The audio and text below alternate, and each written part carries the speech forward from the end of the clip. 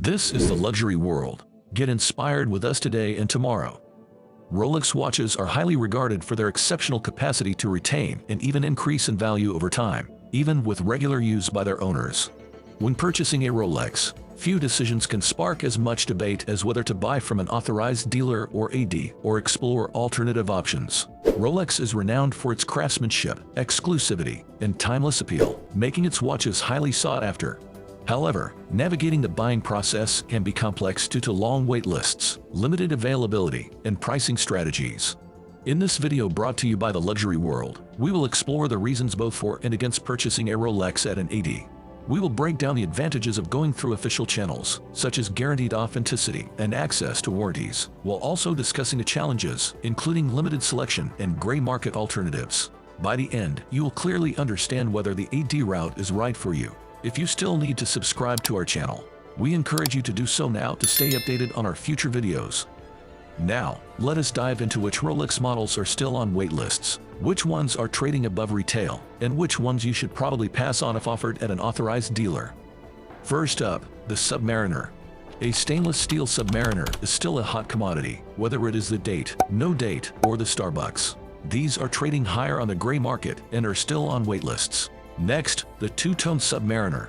These are now trading below retail, so if you are offered one, you might want to take it, especially if you are building a purchase history with the AD. You could wear and enjoy it while keeping your eyes on bigger goals. But know this, you will get a much better deal on the gray market.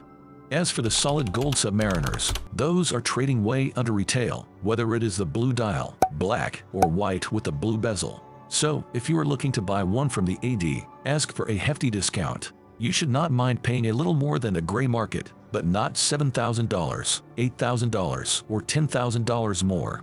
ADs are used to discount solid gold pieces except during the recent spike when they did not have to. Now, let us talk about the GMT-Master 2.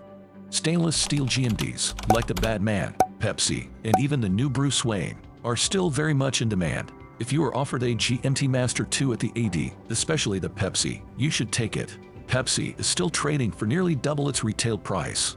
Let us be clear, any product that even holds its value, let alone appreciates, is a rare thing. There are very few items in the world that retain their value, and watches, especially if they just hold most of their value, are incredible assets. The fact that GMT Pepsi still goes for nearly double, even after all the so-called market crashes and doomsday talk, is pretty remarkable.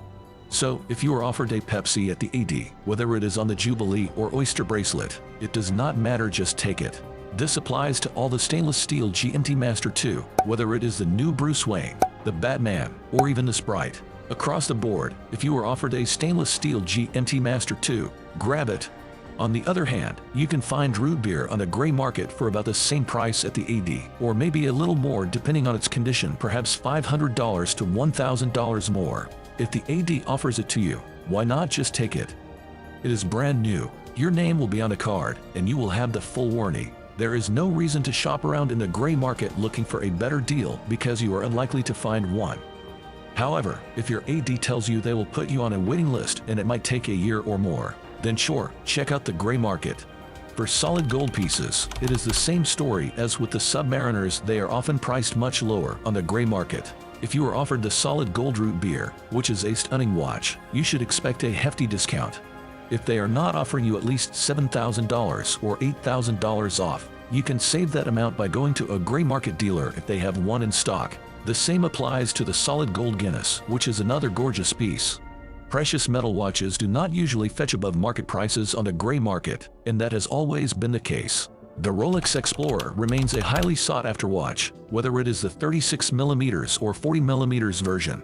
People love it because it is modestly priced for a Rolex and a classic stainless steel tool watch. It does not trade for much less on the gray market, so if you are offered one at the AD, just grab it. On the other hand, the two-tone Explorer did not turn out to be a success, and we all know why. It is the ultimate tool watch, and Rolex had no business making a two-tone version. As for the Explorer 2, it was often considered the underdog of the Rolex catalog for years.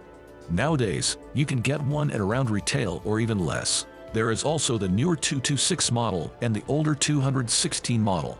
If you are okay with the 216, you can save quite a bit of money. However, if you are offered the latest 226 models at the AD, go ahead and take it. You will not save much by going to the gray market for that one either. As for the Air King, it is currently trading around retail. It was a hot item when Rolex re-released it with some design updates, and it is a great watch, stainless steel, elegant, and classic Rolex. If you are offered one at the AD and it is a watch you like, go for it. However, if you are hoping to flip it for a profit, that is unlikely. You are not going to make a quick $500 by running to the gray market. As for the Datejust, the situation can be all over the place. For a while, certain Datejust models were easy to get, while others were hard to come by. During the market spike, none were easy to get, but things have settled now. If you are after a gray or black Datejust 41 with a smooth bezel on an oyster bracelet, you might be lucky enough to walk out of the store with one, even without a purchase history. However, if you are eyeing the mint green dial with a fluted bezel and jubilee bracelet, or the blue dial, which is going to be much harder to find, and many people are ahead of you on the list. The Datejust lineup isn't predictable. It varies a lot by model. If you are after a more popular option like the blue or green dial, you will likely end up on a waitlist. In that case, paying a premium on the gray market to get it now and move on with your life might be worth it, and no one would blame you for that. All Daytonas are incredibly hard to get, even the two-tone versions. For a while, the two-tone was trading way above retail, which was a first in history. If you are content with an older two-tone Daytona, perhaps from the 90s or early 2000s, you can save a lot of money. However, if you want the latest model on the gray market, you will end up paying a premium. So, if you are offered one at the AD, you should still take it, despite the debate about whether people like the two-tone model or not. When it comes to a stainless steel Daytona, there is no question you should take it if offered. They used to trade at 4 times retail, and while those days are over, they are still going for double retail. What is there to complain about? Even precious metal Daytonas are an exception to the general trend. Most precious metal Rolex models, like GMTs or Submariners, tend to sell for less on the gray market, so you might want to ask for a discount or pass on them at the AD. Take, for example, the Platinum Daytona. It is an expensive watch, but it consistently trades for more on the gray market. If you are offered one, there is no downside. You are looking at a solid investment. The same goes for the solid gold Daytonas, yellow, white, whatever they are, like gold dust, highly sought after and still fetching soaring prices. So, if you are offered any Daytona at the AD, just take it, no questions asked. But if they tell you there is a 6-month or year-long waitlist, just head to the gray market. You will likely find one at the same price, brand new and unworn, and you can put it on your wrist right away and move on with your life. What are your thoughts on the current Rolex models we discussed in this video? We would appreciate it if you let us know by leaving a comment and giving it a thumbs up.